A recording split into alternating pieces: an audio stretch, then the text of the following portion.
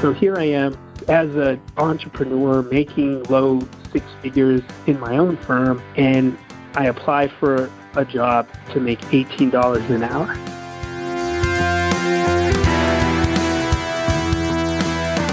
Hello, everyone. Welcome to Life in Accounting. We are a podcast production of WhereAccountants.com. I'm Mark Goldman, a CPA, and your host for this podcast. Well, we usually find our guests through referrals or interesting tidbits that we see online. But today's guest is a little different. We have Wayne Richard joining us from Tucson, Arizona, although he's actually a partner in Bean Ninjas, which is an Australian company. Wayne reached out to me purely because we knew some of the same people and he wanted to connect in case there would be some mutual benefit. But after I found out a little bit more about his story, I couldn't resist but ask him to see if he'd be willing to come on the show to share some of his time with me and with you, the audience. As I mentioned, Wayne is a partner in Bean Ninjas, but he started his career in industry actually for many years, and interestingly enough, with very large corporations, HP or Hewlett-Packard to be specific. He's got a great story of how he transitioned into servicing small business, so I think you're really going to enjoy this one. Plus, Wayne has some valuable insight on balancing family needs as well, balancing it with your career aspirations. So I know you're going to find value in this episode. If you do enjoy this podcast, please check us out online. You can find us at www.whereaccountantsgo.com. We have our career blog there. Of course, we have all our other podcasts. We have a new job board. And now we have a new feedback or question tool that you can use as well. Simply click on Ask Mark on the top menu bar from any device you're using, and you can record a question or feedback for us using your computer microphone or your phone or whatever microphone basically your device has, and you can record it in your own voice. It's very simple. You just press the record button. And if we get some juicy questions, we may go ahead and play some of those online. We'll have to play that by ear, but we would love to hear from you. There again, just click on Ask Mark in the top menu bar at www.whereaccountantsgo.com. Well, with that, let's go ahead and get started. Here's Wayne Richard.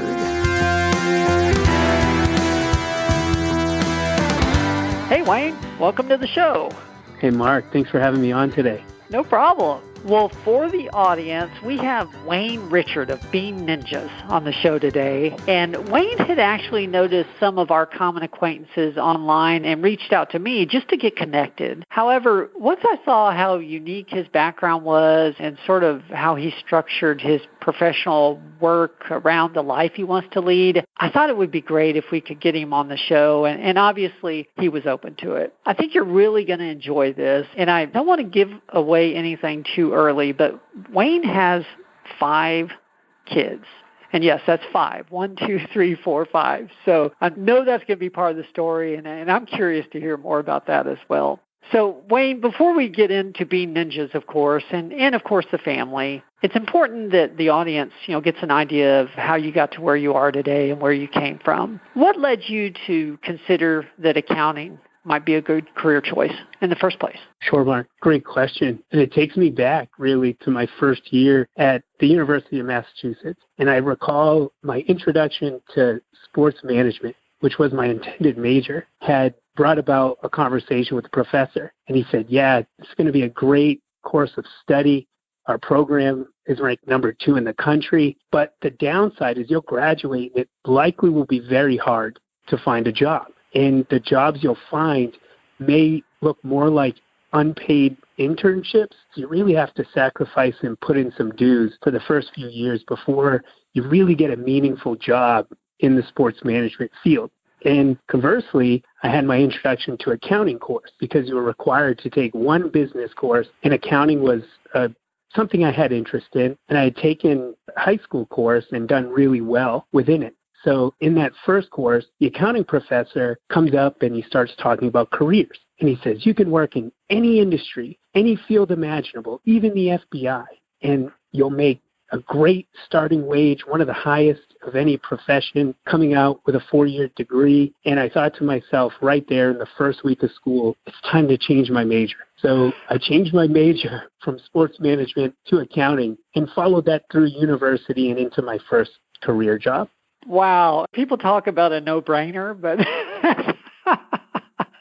that is a great story. That is a great story. I have to tell you today, I go out to universities and give little presentations, and I run across sports management majors as well. And I'm curious about, it sounds exciting, but I'm curious about the job prospects as well. That is a great story. So you switched to accounting pretty early on then in college. I did, within the first few weeks of the first semester. Okay. Beautiful.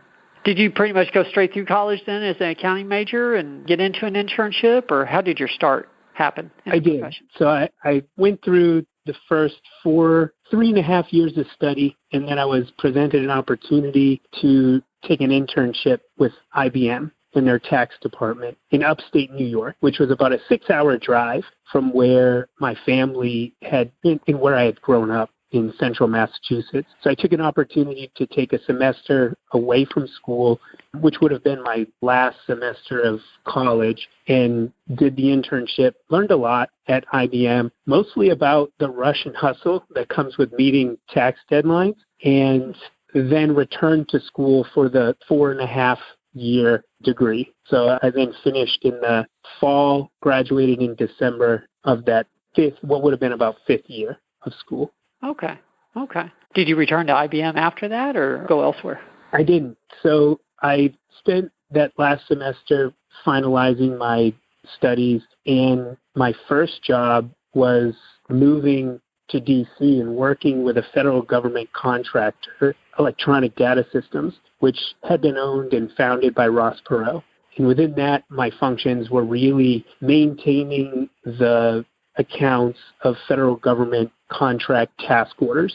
Yeah, which really, the day-to-day role really looked like bookkeeping for small government contracts that we had been awarded, and also working with project managers to understand their spend through the allocated budgets that they'd been given to deliver whatever the function was that they were contracted to serve. Okay. That sounds like very detailed work. What was great is it presented me a lot of education around how what's become named productized services looks like now. So I began to understand concepts around capacity and utilization. And years later, have found that it's been helpful in supporting professional services businesses and helping them understand what often is their most high area of spend, and that's labor. So we were really focused on maintaining efficient spend of labor, but then also a lot of detail just spent on providing project managers timely and reliable financial insights that they can then make decisions on to best run their programs. Okay. Well, take us through the highlights of your career in industry. And the reason I say it that way, one of the things I found interesting is that there's a belief in the U.S., at least, that you should start in public accounting and then see where that takes you, and maybe you move out, maybe you don't. But that's sort of a good start. And you sort of did it the opposite way. You spent many years in industry and then more recently have worked in what looks like it's closer to public accounting. So take us through the highlights of your industry career, because I am curious sort of what the high points were and the most meaningful learning opportunities and growth opportunities that you had through that time. Sure. So what my career really looked like within EDS, and eventually EDS was purchased by Hewlett-Packard, so HP. So throughout what would have been 16 years of a career in industry, I very quickly was put in leadership positions, and much earlier than typically folks would be at my age. And I really had leveraged relationship building, and immediately when hired into EDS, I sought out a mentor and had connected very well with a very hungry, eager, high performer within the finance organization. And based on that relationship, I was able to get the tap on the shoulder when there was a need for someone to step into challenging projects or special one-off things that may not have looked like a great long-term position, but because of the experience and exposure to those others within those teams, created amazing networking opportunities that I could then rely upon when looking for my next role. So some of the highlights I remember at the time, the federal government had awarded EDS the largest outsourced defense contract ever in the history of the government. And I was involved in the team that was identifying processes and how to work and control the contractor spend that we were executing within the government guidelines around small business set-aside budgets and work with minority and women-owned small businesses. So that was a great project. Another highlight for me matched well personally, and it was an opportunity, my first opportunity as a manager. And I say that I had the title with really no leadership responsibility or team, but it was exciting to very early in my career earn that role in the title. And this is when I was probably more wrapped up in those titles than anything else. But what the role encompassed was an opportunity to work with a team that was specifically tasked by the DoD, the Department of Defense, to groom and mentor small businesses. So we would be awarded, let's say, $1 million. And within that $1 million, we would send out folks skilled in marketing, folks skilled in sales, folks skilled in business development, and work with these entrepreneurs to help build their small businesses so that they can stand alone and work through the government procurement process to earn their own contract awards through the Department of Defense.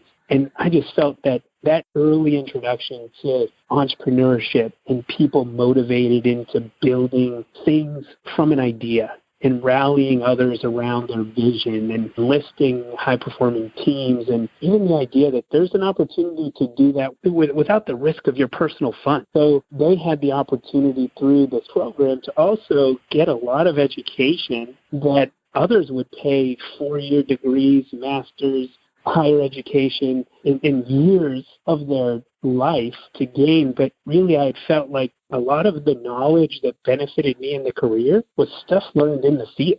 It wasn't the stuff I learned in the textbooks. It was actually getting into the systems that these companies were using to manage and build budgets, and building out, at the time, what were very complex Excel worksheets to capture and share reporting through the teams. But those highlights really paled in comparison to what would have been my last role at HP, and that was finance manager, leading a team of 14 distributed financial analysts through our support of the federal healthcare portfolio, which at the time encompassed the outsourced deal, which now is known as Obamacare. The government early on had failed pretty miserably to build out a solution on their own, so they enlisted HP's Federal Healthcare Health and Human Services Department with a very significant multi-$100 million annual budget to build out and support for them. So the opportunity to lead, one, a large team.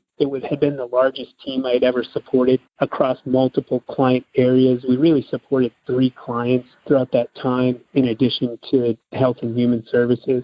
But to have access to visibility of what it really looked like, it felt very much like a fast-growing startup. And there was a lot of excitement about recruiting the highest level managers that we could get within our organization and finding and recruiting the best finance talent that we had available within the HP federal sector. I guess there was part of that vanity metric also, Mark, of being able to say at a dinner party, yeah, I'm a finance manager responsible for, I think at the time the number was like $400 million a year in an annual budget. And to me, early in my career, but having spent a bit of time, working up through the ranks, really, having that first line analyst position into quickly a team leader and then into that first management position, I felt that, after this, what would have probably been about 13-year period, that this was my first really big time role and one that I could make, a real impact on. Interesting. I was looking at your experience and thinking about it from, I guess, the large company perspective or mega organization perspective. But I didn't realize that you got all this startup, exposure, startup experience, and then the experience helping small business entrepreneurs, grow and grooming them as well. I guess that helped set your mindset for what you do now or starting your own practice then. Is that sort of where the seed came from? I would love to say it was, but it wasn't as glamorous a tale. I think one of the concerns, or one of the things that's lost in working in industry, and I think things I want to make sure there's messaging around, is that you can often put a very false sense of security into a role and into a long-standing career within these large companies. So I had spent 16 years, and I had, for 13 and a half, had a role where I had the freedom and flexibility to work from home because I had led a distributed team of analysts that were really located all across the U.S.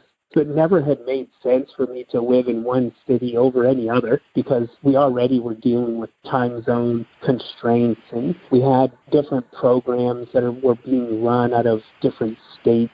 So for me, it came to really an end. In that last role, my last function was to lay off a third of our team. And the only reason that I was tasked to do that was HP was splitting into two companies. So they were taking the printers and ink cartridges you'll find at Costco and Walmart, and that would be one company. And the enterprise, the professional services arm, would be set apart as a separate company. And in their desire to separate these companies, they would be releasing two ticker symbols. So how do you maximize the price purchased for a ticker symbol? Is you show that each company will have significant profit right out of the gate. And in doing so, they said, okay, we're going to look at our overhead functions like finance and HR, and we're going to limit hiring, we're going to streamline growth, but we're also going to take all but 1% of our remote workforce and we're going to move them back in to a brick and mortar office. And the only locations we're going to house these shared service centers in the U.S. are Dallas, Detroit, and D.C. Now, my wife and I had moved back to Tucson, where we live now, in late 2005. So we had been there already about 10 years. And we're very comfortable there and in the community. And you had shared a bit about my story as well in having 5 kids. But I'll clarify a bit. It wasn't 1, 2, 3, 4, 5. We went 1, 2, 5. My wife and I were surprised by triplets. Oh. And this time in my life, I had been extremely stressed because it was my responsibility to, one, force people back in to an office, but then further to identify which 6 team members of my 14 were going to get laid off. And the criteria that I was given was really not based upon performance. If you could find yourself in an office, you really received a golden ticket. And I had some people that had to deal with what would have looked like an hour and 20-minute one-way commute inside of D.C. to get to work, to just simply sit at a desk and work by phone and online for the entire 8 hours. So I made my decisions, I made my calls, and I confirmed with my manager that the 6th call had been made and I had let the person go. And he simply asked, do you have a second to take a call? And I said, no way. And he said, yeah. He said, based on your position with the company and where we see your growth, we really need you to consider moving to Dallas. And outside of Dallas, really, D.C. would be the best option. And it wasn't even a conversation I had to have with my wife. I had known that if my shoulder were to get tapped, that was it for me. I was done. And really what had gone on in my head is, man, for so long, I had given this company all of the security and responsibility to provide for my wife and my family. We had a modest savings, but certainly nothing I could live off of for an extended period of time. So it really spurred that decision around, what's next? And I was very motivated by creating something that I had more control over than simply next week's paycheck.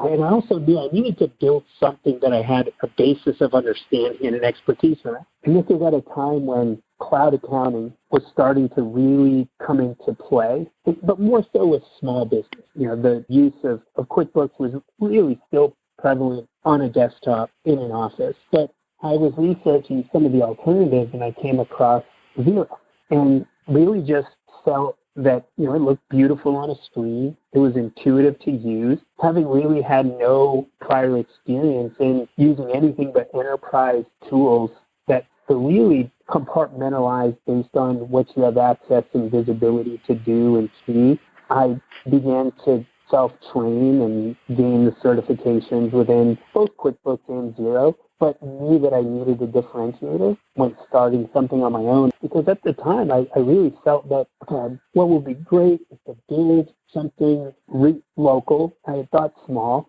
at the beginning, how it'd be cool to have some clients here across town, but very early on I started sharing the idea to some of my friends that was beginning to open their own small businesses, and one was located in Seattle. And I said, hey, you told me these tools are online, and we already talk on the phone all the time. Why don't you just support my business? So we struck a handshake deal that I would make $250 a month, and that was my first client. So for the first 3 months, I went from a near six-figure income in industry to making $250 a month and beginning to work out what that severance would look like in terms of a runway. And extremely, I couldn't have done this, and I can't help but just thank my wife as well for the support. I was in a position, married with 5 kids, with a lot of personal responsibility, and I had always in my household maintained the burden of financial responsibility and had always been the provider. And in this time, my wife she's a nurse, and she has the flexibility and the availability to simply sign on for more shifts. So she made the sacrifice to step away from the house for sometimes 4 and 5 nights to go to work for 12 hours and help support my dream of building a business that our goal in the future to provide us the lifestyle and the flexibility and freedom to really be present and engaged in our kids' lives. Wow. Thank you for sharing that, because I wasn't sure how your business started. What were the first few years like? I mean, did business quickly pick up and you were able to sort of get the home life back to what y'all preferred, or did you have to struggle for a few years? What were the first few years like? Because we're not talking about that long ago. No, not at all.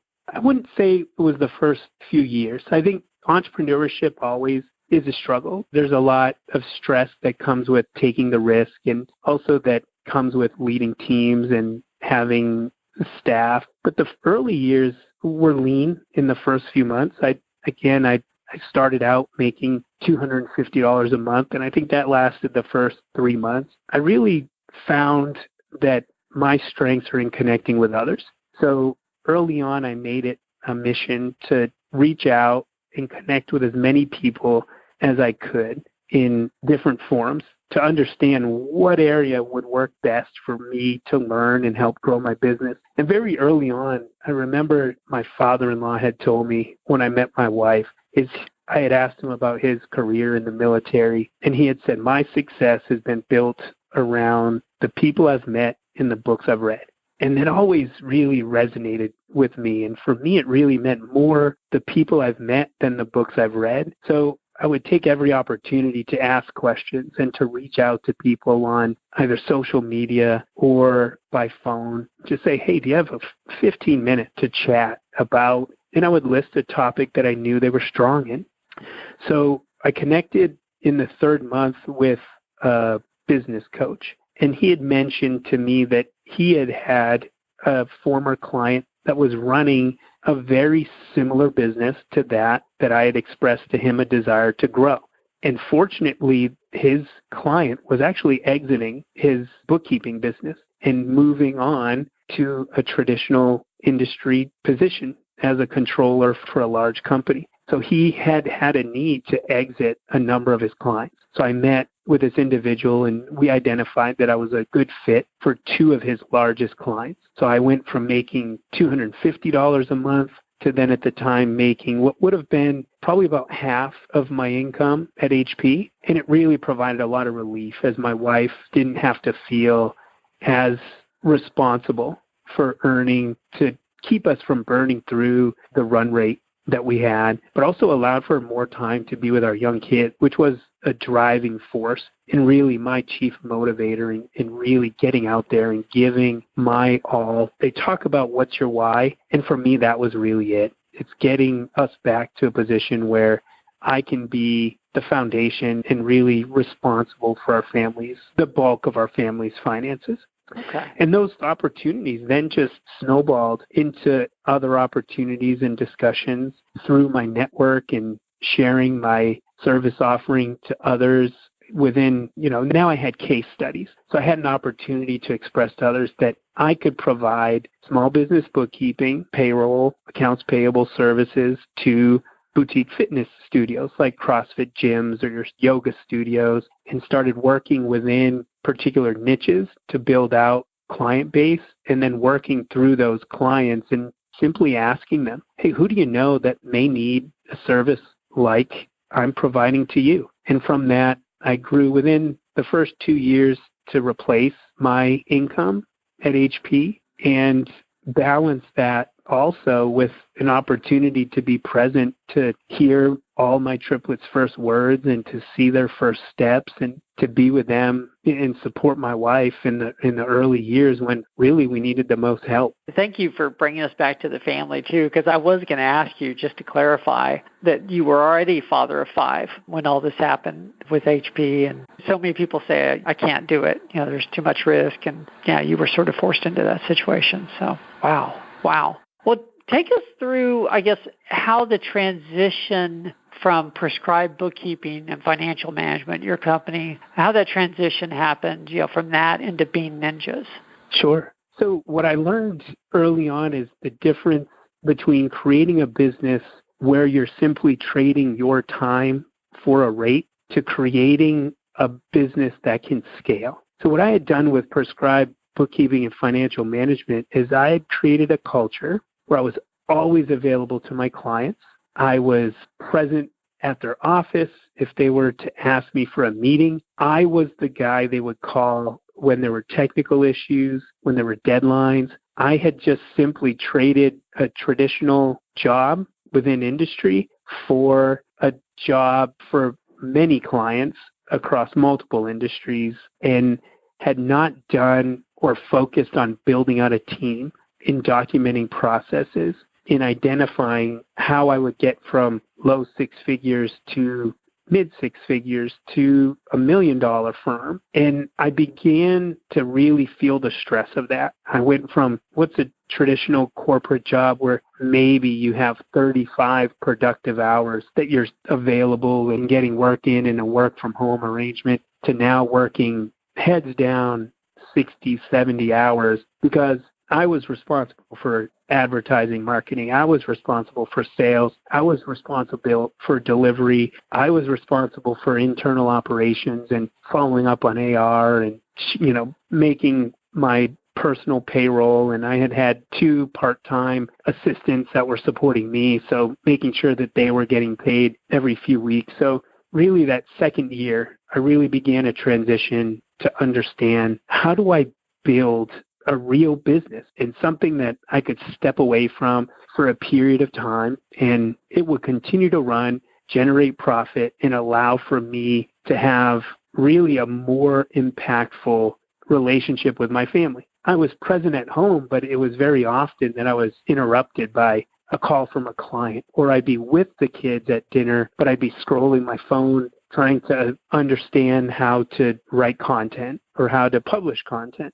So I started searching out other firms that I wanted, that I could see an ability to mimic or follow, and also knowledge share and learn from. So I reached out based on a podcast that I had heard to my now business partner, and had simply asked, because I had heard of her through the podcast, and then I followed the website. And I just recall the website had been super transparent in their blog about the things they've tried in launching their business, in the headcount, in the volume of clients that they had, even down to the monthly recurring revenue that they were making. And I saw a very different business model. The story was quite different to mine. Bean Ninjas was built around the premise, and still does, provide a productized service, with a monthly subscription-based billing and supported by a distributed team. And I just thought, man, that's the type of business that I want to have in 4 years. So I took a risk, and Bean Ninjas had a job posting for a frontline bookkeeper, paying, I think it at the time was maybe $18 an hour. So here I am as an entrepreneur making low six figures in my own firm, and I apply for a job to make $18 an hour. And Meryl, my business partner, reaches back to me. She's just like, "Are you kidding? What are you doing?" And I said, "I just think there's so much I can learn being inside and working from the front line up." Because as I shared, my career was not built in public accounting, and I had really never supported clients in small business to end. My experience was just simply across those few clients. And I think in my own firm, I had never been able to have capacity to serve more than 12. So really, my experience was limited to the demands of those 12 clients. And Bean Ninjas would provide me an opportunity to support about 25 clients across smaller than the ones that I had, but also varied. So I would be in zero more. And I think just through repetitions, I felt I could learn more about the tool, and through increased interaction, I can learn better how to deliver services. But very quickly, I also discovered there was an amazing opportunity to reconnect with really what my skill set is, and that's being a leader within a team. I'd worked on my own for so long, and I never quite could figure out how to find and retain staff. So Bean Ninjas immediately allowed for me to press fast forward and jumpstart what I say would be about 3 or 4 years. So there was always already the foundation of a great, strong leadership team. There was team members in place with skill sets focused on areas that I had needed a bit more development and education that I could rely on to help cover those gaps. And for Meryl, my business partner, really the risk was in knowing I was motivated to build my own firm. Would it be possible, based on this experience, to come to an agreement to allow for us to build a firm together? And that conversation really started, initial conversation we had was, okay, let's work through this and let's bring you on as a bookkeeper. And within the first few weeks, then I was supervisor over a small team of bookkeepers. And I even think in the third month, I was responsible for all of our sales and building the sales process, hosting the sales calls. And the company faced a split at that time. So Meryl had founded the company with another business partner, and she had recently, I think within that same period of time, 3 months, had bought out her business partner. So there was a lot of opportunity for me to step in and take more leadership type roles within the company. And I was very hungry to do that, because within those first few months, I knew this was the type of company that I wanted to align with, that I could see myself growing. And what was great was the company was based out of Australia. So I also had a very unique opportunity to connect with people in Australia. We had a manager, we still do have a manager in Manchester, UK. So my day was beginning to be spent on phone calls with people with different accents and living different cultures and lifestyles. And our clients were focused really around the concept of digital nomads. And I was talking to people in different countries around the world. And it was just great to come at night and share with my kids, hey, let's look at the globe. Daddy was talking to someone today in this country on way other side of the world, and they would hear my conversations with my team at the time, and they would hear these different accents. And it really also opened my eyes to the fact that what we're doing in the cloud accounting space does not need to be limited by your home country. A lot of the bookkeeping needs in small businesses in Australia closely mimic or are not identical to the bookkeeping needs they have here in the U.S. The clients we support in the UK, basis of the bookkeeping needs they have are the same as what we do here in supporting clients in the U.S. So it really then just became important for us to align with partners in those countries and team members that knew some of the country-specific stuff and also had the network to connect us with, tax partners and those specialties that really are country-specific.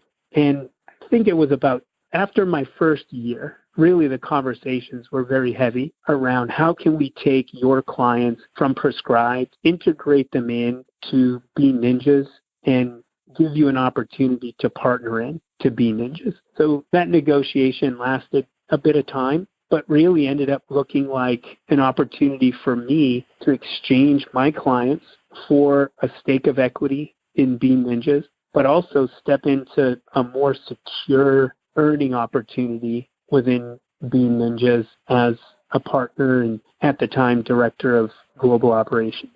I'm just curious, how often do you go to Australia? I signed the partnership deal in August 2 years ago, and we've now been twice for about 10-day visits. So it's been a great experience for us. One of our team leaders will actually be here on Tuesday in the office with me here in Tucson. Okay. Interesting. And just so the audience knows as well, so when you and I first started communicating, you mentioned that Bean Ninjas has a podcast. I've listened to a few of those. Where would our audience find your podcast? And I think you said you're going to be hosting a few of them here. It's usually your partner, right. But I guess, okay. What do y'all call the podcast? So it's the Bean Ninjas podcast. And really it's a podcast to help founders and entrepreneurs of product and services business grow their businesses. And really we've been founded under a core value of freedom. And that's in everything: location freedom, time freedom, financial freedom. And really what we've identified is really having clarity around your numbers is not the end goal. It's a symptom of something larger that you're hoping to accomplish and achieve. And to most people, it's freedom. They're looking for the flexibility to make decisions based outside of cost. And that may be where they vacation or where they live or how many days a week they're required to work, step into an office.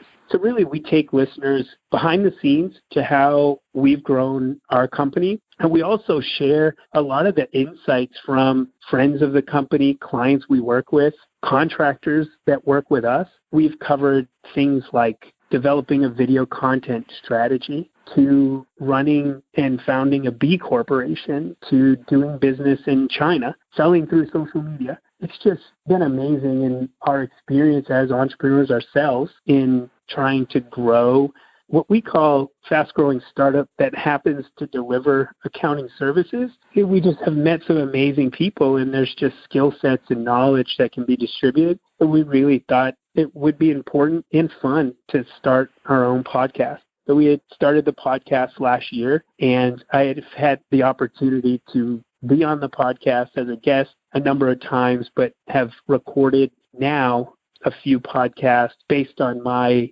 expertise and interest in supporting e-commerce and other online businesses. So you'll start to hear some of my recordings and some of my host chops episodes to come. I'm excited for you because it's interesting. You have so much experience and you've lived so much, in terms of your career already. But on the flip side, it's like things are just starting for you, with this relatively new partnership. And yeah, wow, they're great. That's right. We often joke that we'll be the 7-year overnight success story. And I think a lot of it, what excites me, is we've had the opportunity to grow in what many consider a smaller market, right? Australia is roughly the 10th of the size of the United States. So a lot of our early stage growth had been built growing a business really based in Australia. I now joke that we're a U.S. bookkeeping firm that is headquartered in Australia because since my joining the firm and through our efforts in marketing and content have grown the business to now have more U.S. clients than we do international. So to me, the excitement is now an opportunity to bring the Bean Ninjas brand into the U.S. And we've had our share of success in Australia. Most recently, and this is simple, humble brag, we were recognized as Xero's Bookkeeping Firm of the Year for all of Australia. So for me, it just shows that we have the right capabilities within the team. We care enough for our clients to deliver what we say we're going to deliver. Now, how do we share that to a larger market? And the exciting part is what successes will come when that word gets out. That is exciting. I could talk about this all day. We do have 3 questions we end every podcast with, and in the interest of time, I think we probably better get to those, but this has been a good conversation. The first question that we end every podcast with is usually the easiest for our guests. What has been your proudest moment from a career perspective? That one's pretty easy for me, as it was an experience that I really had just a few weeks ago. I had the opportunity to visit our leadership team and pull us all together in the same house and at the same table. One thing to mention is, even though we run a distributed team, it's important to get your leadership team together in the same room to make those big decisions on strategy and discuss if your values still hold true to your thoughts and how you're running the company. So for me, there was a moment, Meryl and I were standing on the beach and we were watching 2 of our team members fly a drone, and we looked across to a table just north of the beach with our other team leaders just sitting and laughing, and we almost felt like proud parents. We saw this team that we had sourced and found and brought together, and really that have been motivated by our vision and really rallying behind us to build something, but to have the opportunity to bring us all together, really to celebrate, and also to then look ahead and see what we can do from here, has been my proudest moment. It was just an amazing experience. And it didn't hurt that we were on an amazing beach in the coast of Australia either. Yeah, that always adds to the experience. Well, secondly, tell us about a lesson that you learned the hard way. And frankly, the more you could tell us about the situation, the better, because that's really how we learn. Sure. I think one of the important lessons that I've learned, I shared a bit about it earlier in our discussion. That was to consider really what your value is to your employer if you're in a traditional role, and begin to build yourself a cushion in the event the worst case scenario comes across. I'll share another that pertains more to my current role and the current position I have. And that's, don't waste time working with bad clients or poor employees. I think the goal of business is to work with great clients that value your contributions and those that you enjoy getting on the phone with and having a conversation. The same for employees. We've had poor clients that we would maintain because of simply the vanity metric of the earnings that are generated on the monthly fee that we were able to charge them, but just created tremendous stress and strain within the team. That's good advice for business owners and up-and-coming managers, for sure. Wonderful. Well, last question, and then we'll go ahead and close it down. What is the best piece of advice that you have ever received? Again, I just have to reiterate the mention of your success will be driven by the books you read and the people you meet. So make sure your time is spent invested in both of those areas. Okay, I have to ask, are there any specific books you might recommend? So I've loved, along my journey, Think and Grow Rich by Napoleon Hill. I could not say there's been tremendous learnings I've gained through my study of the Bible. I'll also say a last and recent book that I've read that really resonated well. There's actually 2. So The Effective Entrepreneur by Peter Drucker, and also the latest book that I've read, It Doesn't Have to Be Crazy at Work, by the founders of Basecamp, and I can't recall their 2 names. I haven't heard of that one. I'm going to have to look that one up. Beautiful. Thank you. Well, this really has been a good interview. I appreciate you sharing your time with us, Wayne. Last thing, and then we'll say goodbye. If people want to find out more about Bean Ninjas, where's the best place to go? Sure. Again, you can check out the Bean Ninjas podcast on anywhere you find podcasts, but also you can simply find us on beanninjas.com. I'm available on LinkedIn. Would love to connect to anyone that's interested in learning about accounting careers in both industry and in the future of accounting, which I believe could be driven around cloud accounting services. So LinkedIn, also available on beanninjas.com. Perfect. Well, thank you again for making the time for the audience. We really appreciate it. Thanks so much for having me on, Mark. It was a great time.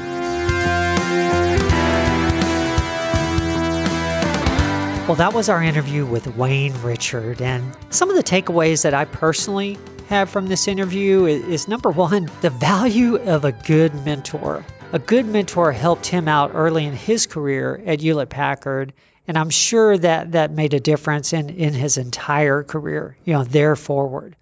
And then secondly, how even an unexpected, possible setback can turn into an opportunity.